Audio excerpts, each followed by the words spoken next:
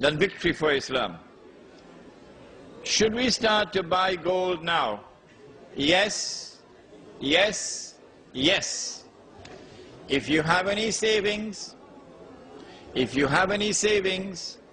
which you're not going to be using and investing immediately, do not keep it in paper and do not keep it in the bank.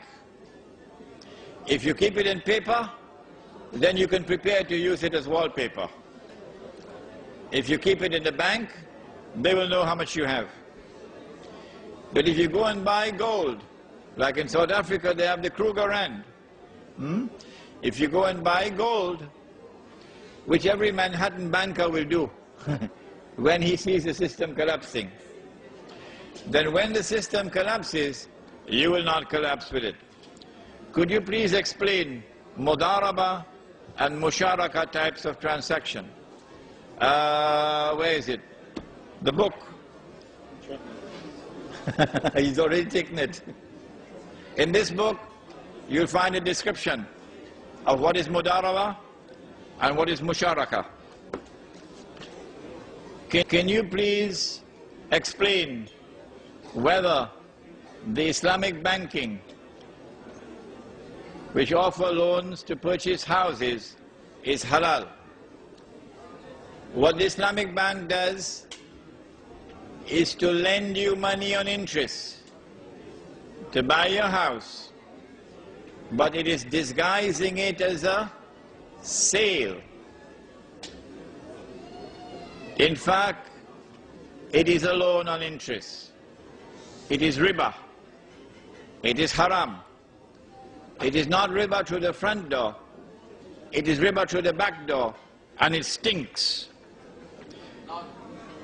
Are there any countries in the Islamic land that could possibly be self-sufficient, at least temporarily? What is the strength of the international monetary system is directly related to the extent of a country's involvement in the system. Couldn't the Muslim countries use their resources to disengage from the international monetary system? For example, to sell your oil for gold. This is a beautiful idea, beautiful idea.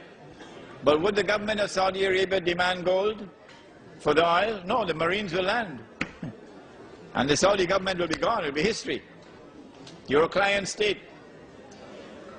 There's only one country in the Muslim world today, only one, which seems to have understood that this international monetary system is fraudulent. Only one leader, and he is Dr. Mahathir of Malaysia. It is curious that two of us have been lecturing on this subject in Malaysia for the last few years. Umar Vadilio of the Murabitun and your brother Imran. And it seems as though our lectures, because the special branch are always there, to listen to our lectures, that our lectures have reached the ears of Dr. Mahathir.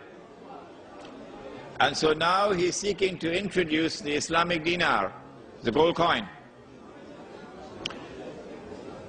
If Dr. Mahathir restricts himself to the use of the dinar only for international trade, the Jews may allow him to get away with it, because it will only be trade between a restricted number of countries and will not affect international trade really. But if Dr. Mahathir makes an effort to introduce gold and silver coins in the market as legal tender, I think they'll kill him. Where does inflation fit into all of this? When the value of paper falls, then prices rise. The rise in prices is called inflation. But the rise in prices does not occur for any other reason than the falling value of paper. When once we remove paper money and we replace it with sunnah money, which has intrinsic value,